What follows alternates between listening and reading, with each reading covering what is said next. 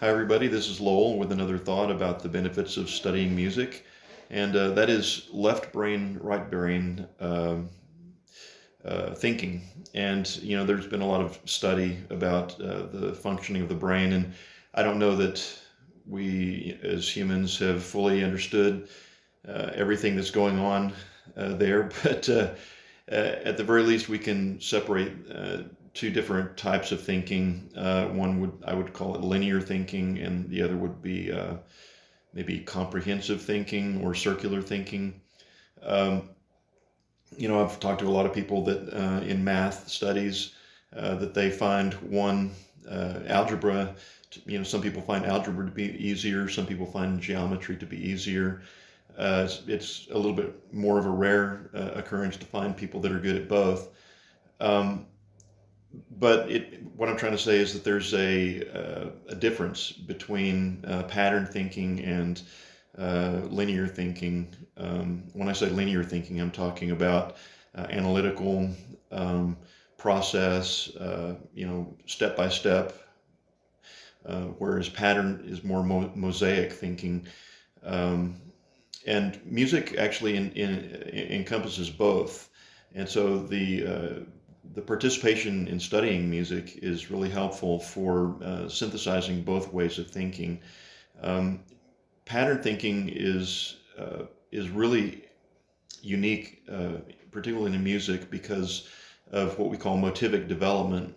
And so you have Bach was one of the first to really maximize the potential of what we call motivic development, which is taking a pattern and then allowing that pattern to be replicated on all these different iterations to create the work. And Beethoven studied from Bach, and one of the greatest ways of teaching what I'm trying to say is the opening of the Fifth Symphony. You have the first four notes that Beethoven was working on. Just maybe it was by inspiration, but anyway, he had four notes, bum bum bum bum, and then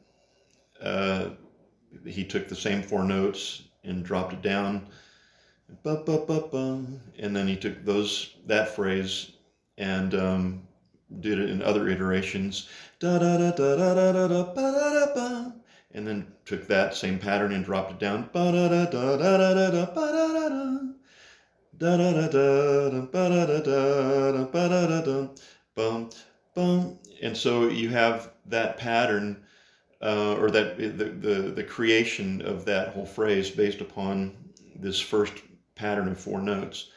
And so that's an example in music. And of course, some theoreticians with Beethoven's Fifth Symphony actually can prove that those exact four notes are evident throughout the entire rest of the symphony.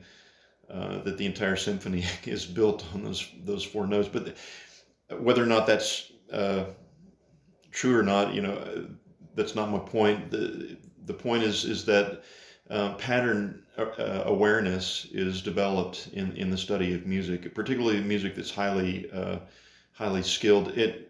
The ideas that I just shared into the 20th century in modern music became known as serialism, to where the entire work was very highly integrated with intervallic patterns, and using the compositional tools such as retrograde inversion combined, and other types of motivic development.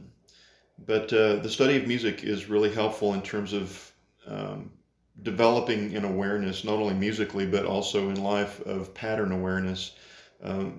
Many people follow in our world today. They follow the rules very well, and whatever rules are laid out, they just follow those to the T, and they think that everything's going to be good. But I find that people who are able to question and have their own independent thought and their own independent judgment of what's happening, they're not just going to follow the crowd.